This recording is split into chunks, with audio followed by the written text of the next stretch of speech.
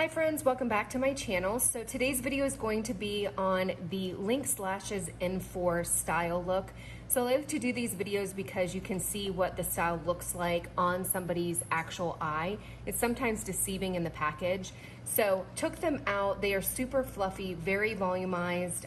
So I'm gonna go ahead and cut them and show them. You can see here, I would say they're more of a volumized lash. They are a little bit spiky, but oh my goodness, they are so pretty. I can't figure out which one is my favorite one out of the Linx lashes. So the first thing I'm gonna do is I'm gonna cleanse my lashes with the Lashify Pre-Cleanse. I don't really have a preference as far as the pre-cleanse goes. This is the one that I've been using. I really like it, but it's an absolute must when you go to do your lashes because that will make or break how long you have it in place or how long the lashes hold up. So I'm gonna section them off. I use the little silicone pad, and then I'm gonna take the Linx Lashes glue. I really like this glue. It's starting, I've probably had it for like 3 months now, so I need another one because it's starting to get a little bit too tacky, but I love the fact that it's a micro wand and it is so easy to apply, and I can get a good 6 to 7 days out of the lashes, and I absolutely love it. So I start with my inner corner. I used to start at the end of my eye and kind of work toward my inner corner, but I realized that it was more challenging to get the lash map right. And because I have less, like my eyelashes and the inner corner of my eyes are shorter and more sparse, I felt like I was a lot of times double stacking, or it was always a little wonky. So I started going from the inside to the outside, and that has really been a game changer for me. I've seen other people start in the middle, and I would say try different styles or lash maps out, or figure out different techniques, because this is 100% customizable. So whatever works for me might not work for you, vice versa.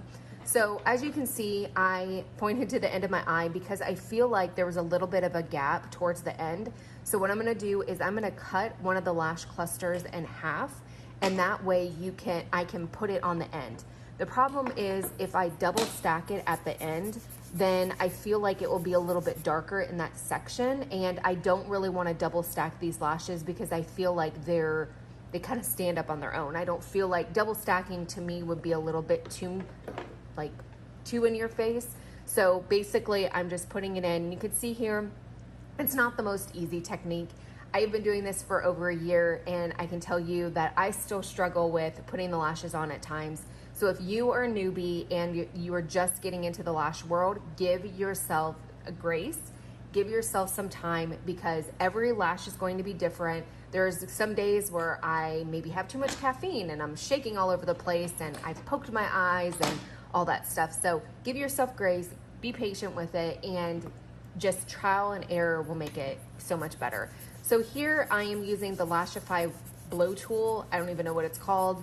I like it because it helps speed up the time. I really like it, especially when I'm trying to double stack, because when I try to double stack or go into double stack, I like to fuse the lashes first and then go in with my second stack. It just helps with the longevity and the bond and everything like that. So the lash blow tool is not a needed item. If you are just starting out in the lash, DIY lash world, you do not have to have this tool. It is not a must have, but it's a nice to have. And if you use it enough, it's great. So you can see here, oh my gosh, I cannot tell you how much I love these lashes.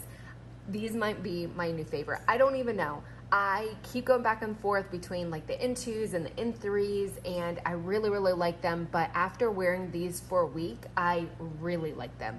They are not super natural. So if you're somebody who's looking for something super natural, these probably are not gonna be it, because they are a little bit more bold.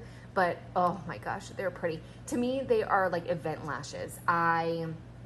I wear them every day, and as you kind of get more comfortable in the DIY lash world and try out different styles, this is not the look that I started out with. I started out with very natural looking lashes because I didn't want people to really know that I was wearing lashes or that they were lash extensions or anything like that. And as I've gotten more comfortable, you can hear my dog barking in the background, but as I've gotten more comfortable, I really have branched out and am liking that kind of bolder look. But these are so pretty. They're super soft. The band is super small. very thin, so they are very, very comfortable. And like I said, I wore them for the past week, absolutely loved them. Was very disappointed that I had to take them off, but definitely a lash style that I'm going to keep in my collection because it was so pretty.